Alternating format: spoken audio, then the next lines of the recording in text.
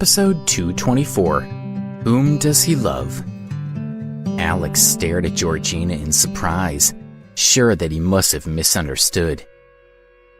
She took Xavier from you? He asked. What do you mean?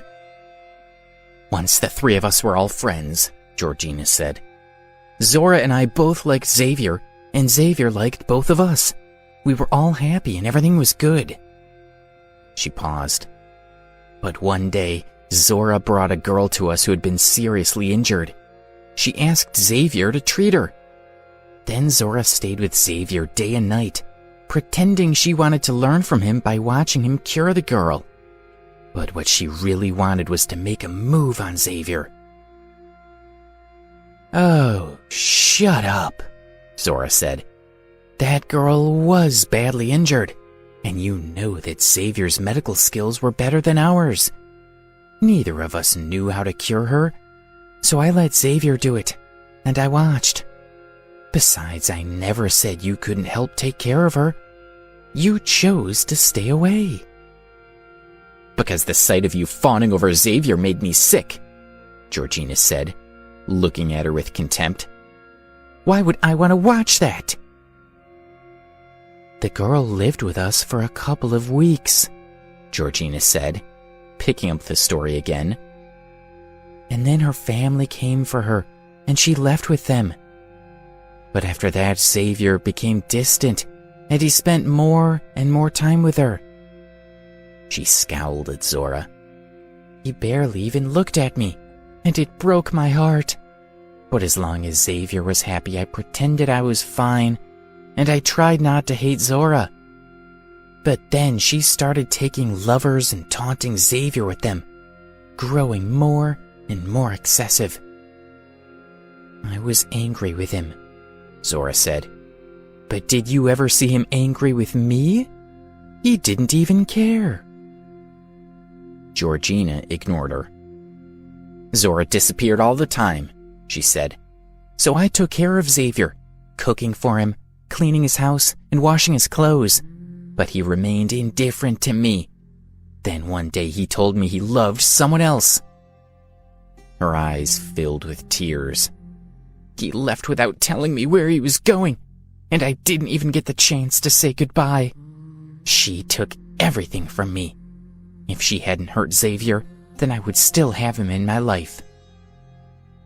Alex looked at Zora. And you think he loved me? Zora asked, staring at Georgina. Are you making fun of me? Georgina demanded. No, Alex said. Xavier said the same thing to Zora. She thought he was talking about you. That's why she hates you so much. Georgina's mouth fell open in shock as she stared at Zora. So, he wasn't talking about you? At the time, I didn't think so, Zora said, smiling. But if it's not you, then it must be me. Georgina thought about it for a moment. No, you're wrong, she said. How could Xavier possibly love a woman like you? I must be the one he loves. Alex stifled a laugh. Each woman had always believed that Xavier had loved the other, causing this terrible misunderstanding. Xavier clearly loves one of us, Georgina said. Or maybe he loves both of us and doesn't want to choose. Well, I can solve that problem. When I go back, I'll say you're dead, and then Xavier will be happy with me. No! Zora cried, lashing out at Georgina. Georgina prepared to use the same move Celeste had used to knock the staff unconscious. But Georgina was much more powerful than Celeste. If she made contact with Zora's head, it could kill Zora. Alex, number 6, Zora called. Alex sprang into action. Zora had taught him 36 different moves, and now he automatically obeyed her order. He steadied himself, stretched out his left hand, and hit Georgina's wrist, blocking the fatal move. Then he stepped forward to meet her attack. Georgina attempted several moves, but to no effect. "She taught you well," Georgina said, surprised. "I don't want anything to happen to either of you," Alex said, pleading with her. "Please let this go." He felt movement behind him, and then Zora lunged past him, punching Georgina in the stomach, causing her to bend over and vomit. "So, you want to fight to the death?" Georgina said, wiping her mouth.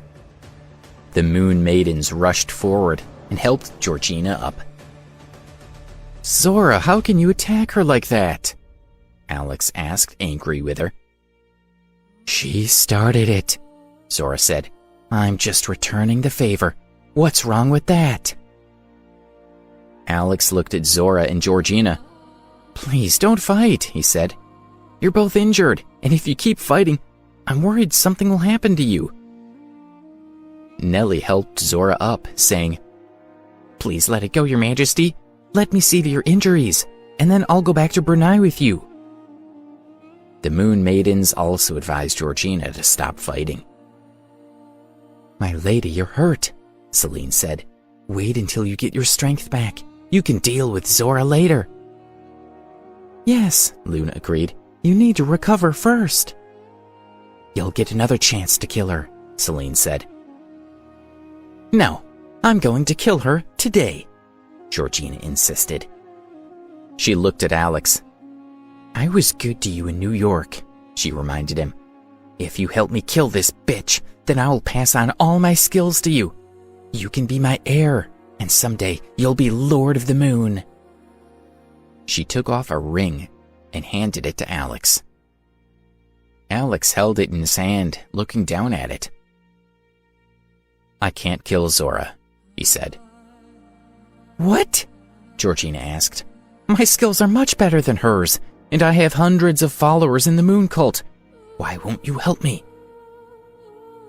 "Because Alex doesn't care about you at all," Zora said. "And who cares about your stupid Moon Cult?"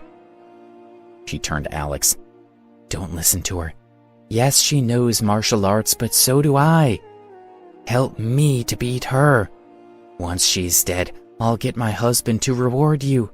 You'll have endless money and beautiful women." Alex shook his head. "Zora, I can't help you beat Georgina either," he said. "I want both of you to live." "What?" Zora asked, gaping at him. "After all that time I spent teaching you, this is how you repay me?" Georgina laughed. "I met the boy first. He still has some loyalty to me. Never mind, I don't need Alex's help to kill you." Georgina rushed at Zora. "Arrogant bitch," Zora yelled. "Who lives and who dies has not yet been decided." She moved forward, clashing with Georgina. Alex knew at least one of them would end up seriously injured, and he couldn't bear to watch either of them die. He jumped into the fray, trying to separate them. Georgina struck at Zora, but Alex moved to block her. "Why are you helping her?" Georgina asked, furious with his interference. While she was distracted, Zora took the opportunity to strike at Georgina. Alex was surprised, but he managed to stop her before Georgina got hurt. "You won't help her and you won't help me," Zora complained. "So why are you even here? Get lost." Alex wasn't as skilled as either woman, but both Georgina and Zora were injured, so Alex could hold his own. But he couldn't speak, not wanting to risk being distracted. The fight had spun out wildly, and now they were in the lake. The water reached Alex's knees, getting deeper by the minute. The two women were getting tired, and the water slowed their movements even further, but they were determined to kill each other. Georgina knew Alex would block every move she made to attack Zora, so she came up with another idea. "I'll hit her with my internal power," she thought. "That should do some damage." She summoned the power to fight Zora and lashed out. As expected, Alex stopped the blow, while also blocking Zora's attack on Georgina. Zora tried to pull back, but she found herself stuck. She felt the power coming from Alex and instinctively struck back with her own, not wanting to allow Georgina to defeat her. Power flowed from Zora and Georgina, converging in Alex, and there was nothing he could do about it. Each stream of power felt warm, pouring its heat into him continuously. His body temperature grew higher and higher, and his mind was getting confused. His legs weakened, and he slowly sank down, dragging Zora and Georgina with him. They both knew what was happening, but they were powerless to prevent it. Neither of them dared to withdraw her hand. Despite the danger they were in, their greatest wish was still to ensure the other died first. Nothing else.